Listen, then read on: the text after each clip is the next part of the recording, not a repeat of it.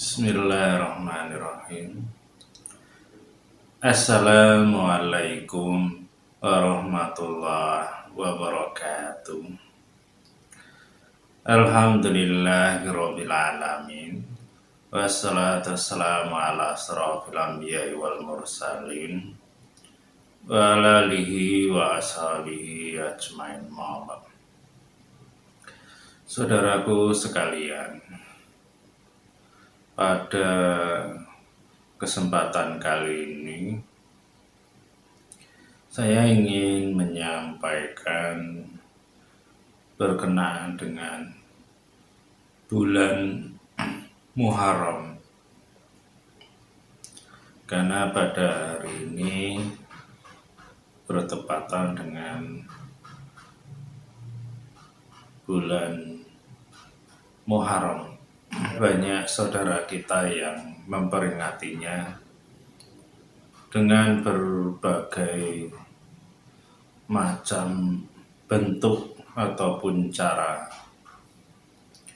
Ada yang membaca surat tertentu, ada yang membuat makanan tertentu dan dimakan bersama.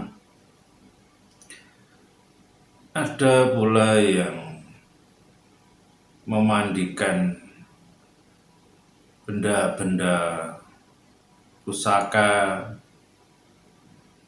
ada yang tirakatan dan lain-lain sebagainya, dan mereka melakukan dengan alasan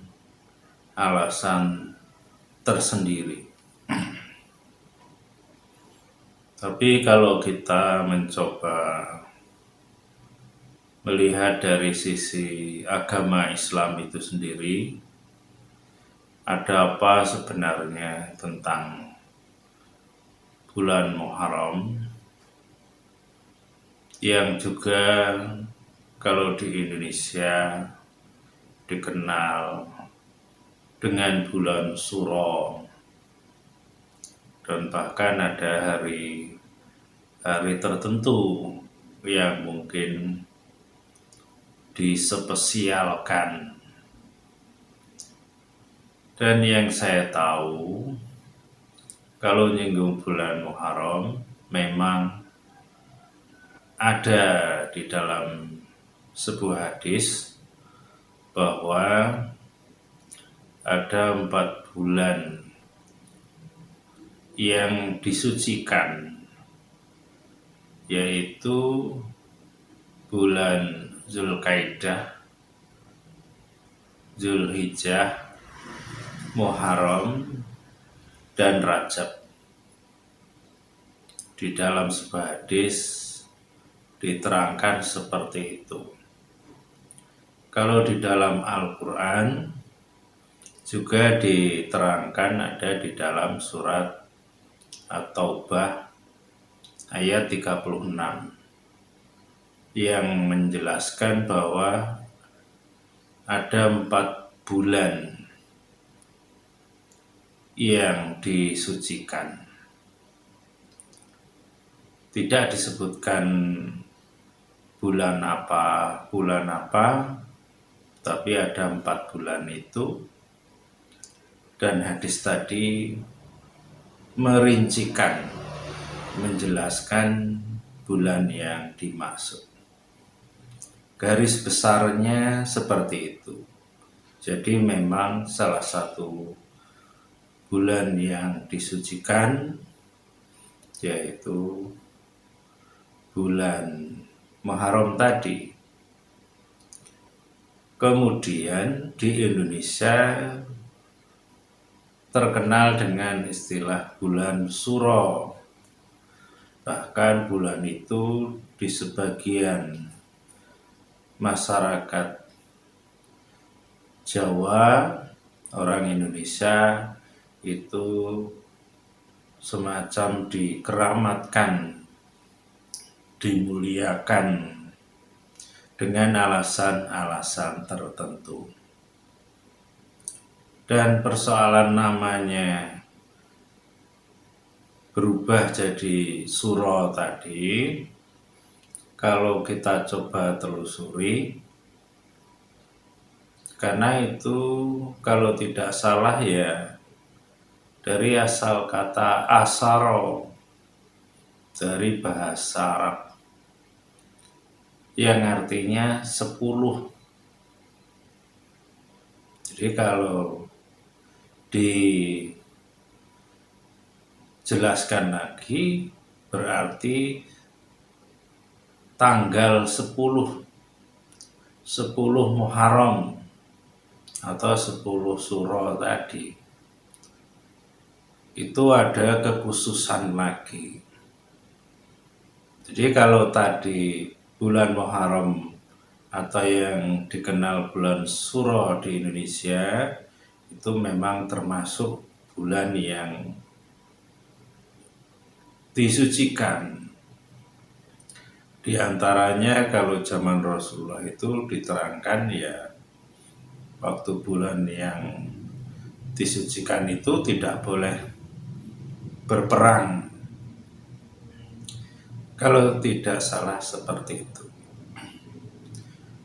Dan kemudian ternyata bukan hanya bulan Muharramnya saja, tapi ada satu tanggal yang juga ada kekhususan, yaitu tanggal 10 Muharram atau 10 Suro.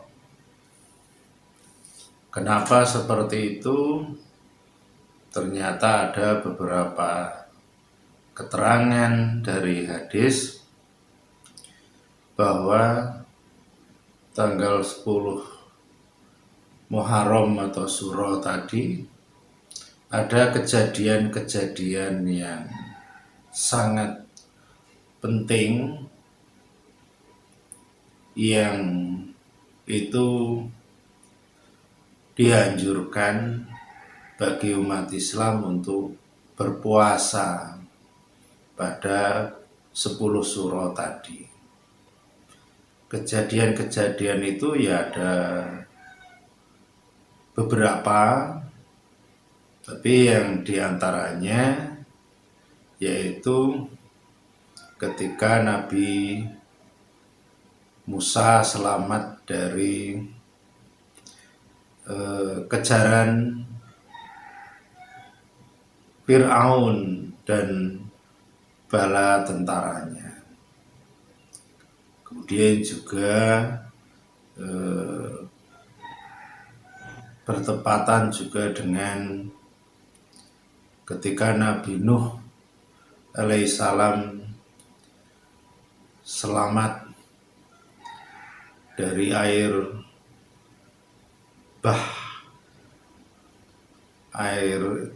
yang menenggelamkan umatnya yang kafir, tidak beriman. Garis besarnya seperti itu. Dan masih banyak kejadian-kejadian yang lain. Dan itu memang orang-orang dulu seperti Bani Israel melakukan puasa pada 10 Muharram. Dan ketika Rasulullah mengetahui itu, Rasulullah mengatakan yang intinya umat Islam lebih berhak untuk berpuasa atau melakukan ibadah puasa itu. Kira-kira seperti itu. Jadi intinya bulan Muharram itu memang bulan suci yang tertulis di Al-Quran, dan kemudian juga di tanggal 10 Muharram ataupun 10 Suro itu juga dianjurkan kita untuk berpuasa 1 hari, itu diantaranya. Kemudian beriring dengan perkembangan waktu, zaman, yang namanya manusia itu ya bermacam-macam mensikapinya, melakukan tentang bulan Suro atau Muharram tadi ya bermacam-macam. Ada yang seperti yang saya sebutkan dari awal tadi, ada yang tirakatan atau tidak tidur semalaman, ada yang membuat acara membasuh pusaka yang punya pusaka, ada yang membaca surat-surat tertentu, surat Al-Quran, dan ada yang membuat makanan tertentu yang dimakan bersama atau kegiatan yang lain. Tapi paling tidak yang harus kita ketahui mana yang mengarah kepada ibadah menjalankan perintah Allah dan mana yang sebenarnya itu murni hanya budaya masyarakat yang ada, sehingga kita jangan sampai keliru, salah dalam mensikapinya, karena kita itu diperintahkan oleh Allah untuk beribadah. Maka apapun yang kita lakukan, kalau bisa mengarah atau bernilai ibadah. Bukankah Allah juga sudah berfirman di dalam Al-Quran di surat Qasas, penggalan ayatnya yang berbunyi wabtaghi fima atakallah darul akhirah, yang artinya terjemahan bebasnya berbunyi tuntutlah atau carilah negeri akhirat dengan apa yang Allah berikan kepada kita, kira-kira seperti itu. Jadi kita itu diperintahkan oleh Allah untuk mencari negeri akhirat. Tentunya negeri akhirat itu ya surga. Karena di akhirat itu yang kita ketahui, kalau tidak surga ya neraka. Dan tidak mungkin kita itu mencari negeri neraka, karena itu tempat hukuman siksaan yang sangat pedih bagi orang yang kafir atau ingkar kepada Allah. Jadi negeri akhirat yang kita inginkan atau yang Allah perintahkan untuk dicari, yaitu surga, tempat kenikmatan yang kekal abadi selamanya. Insya Allah seperti itu. Dan cara mendapatkannya itu dengan apa yang Allah berikan kepada kita di dunia ini. Dan apa yang Allah berikan? Ya semuanya. Istilahnya dari ujung rambut sampai ujung kaki itu harus kita gunakan untuk mencari negeri akhirat. Ditambah lagi apa-apa yang ada di sekitar kita, yaitu apa yang ada di langit dan apa yang ada di bumi di sekitar kita. Itu kita jadikan sarana agar kita bisa mendapatkan negeri akhirat yang kita impikan, yang kita harapkan. Ya, seperti kaitannya dengan bulan Suro atau bulan Muharram ini, kalau kita paham ayat yang barusan saya baca tadi, maka kita juga harus berpikir bahwa kehidupan kita di bulan Muharram ini yang sedang kita bahas ini adalah sebuah nikmat dari Allah. Bisa hidup, bisa beraktivitas di bulan ini, itu sebuah nikmat. Dan nikmat itu bagaimana bisa menjadikan sarana kita untuk mendapatkan negeri akhirat seperti yang Allah janjikan. Maka untuk itu ya kita upayakan kehidupan kita ini saat ini, di bulan ini, dan juga nanti bulan-bulan yang lainnya, semuanya harus dijadikan amal ibadah, amal soleh. Yang amal soleh nanti akan kita ambil di akhirat. Karena negeri akhirat itu disediakan untuk orang yang beriman dan beramal soleh. Insya Allah seperti itu. Nah, bagaimana caranya? Salah satu bulan tadi, bulan Muharram atau bulan Suro, bisa menjadikan ladang amal soleh.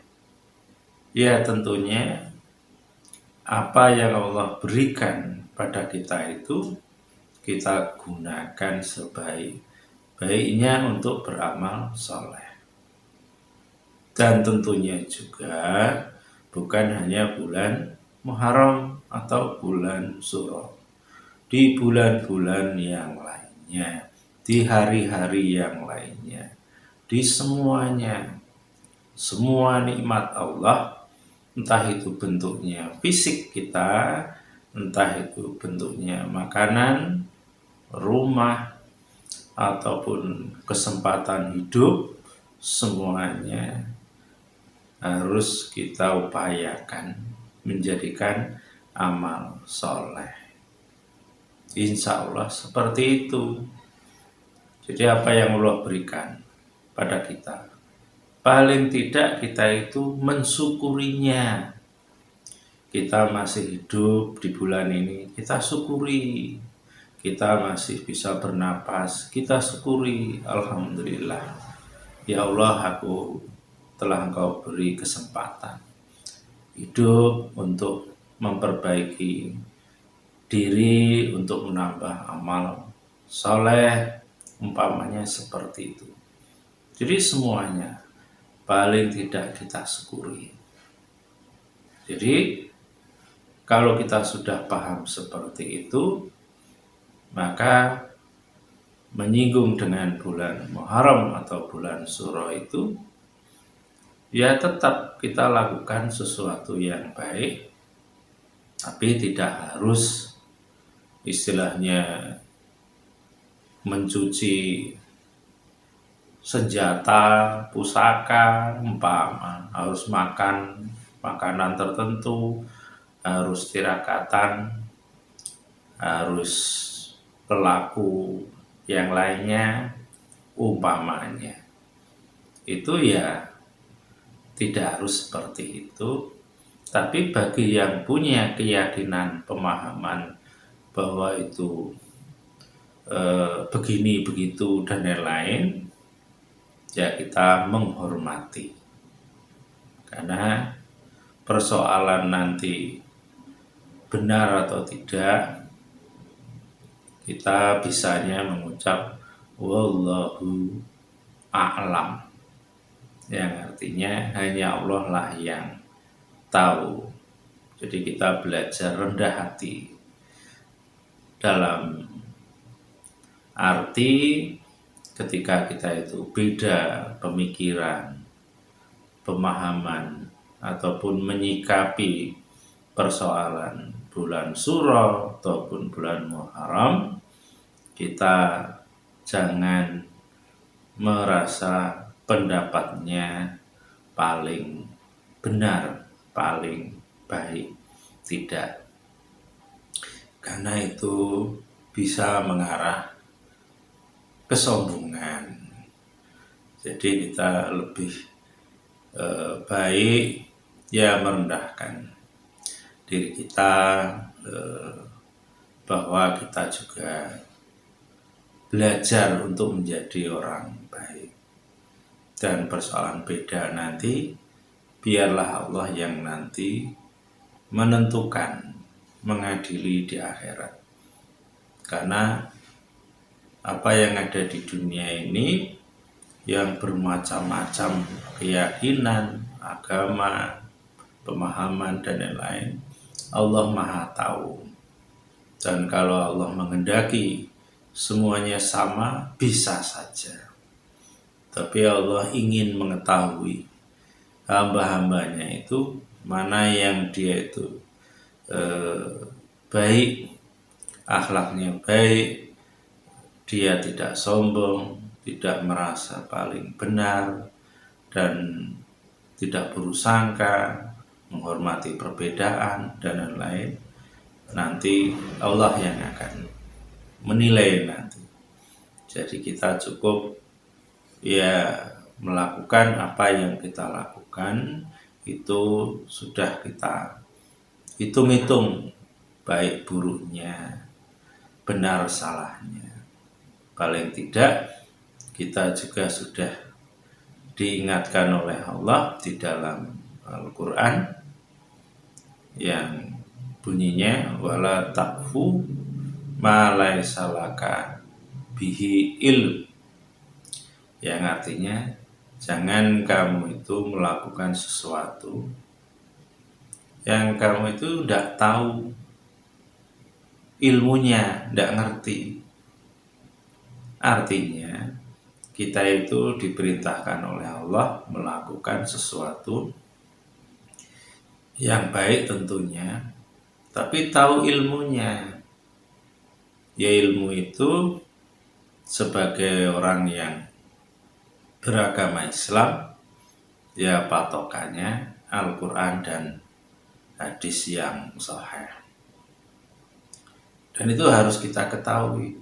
Maka kalau kita tidak tahu persis apakah ini wajib, apa sunnah, apa hanya mubah, atau mengarah haram, ya kita tinggalkan yang subhat, yang ragu. Tapi kalau kita yakin bahwa ini memang ada perintahnya, harus kita lakukan ini, atau ini sunnah dan lain-lain, ya kita lakukan. Kira-kira seperti itu. Sehingga kita itu tidak tersesat dari jalan Allah. Nah itu yang harus kita ketahui. Sehingga kita itu tenang, damai, seperti apa yang difirmankan oleh Allah di dalam Al-Quran yang bunyinya ala bidzikrillah tatmainul qulub. Dengan mengingat Allah itu tenang hati kita. Artinya mengingat Allah itu salah satunya mengingat firman-firman Allah. Umpamanya kita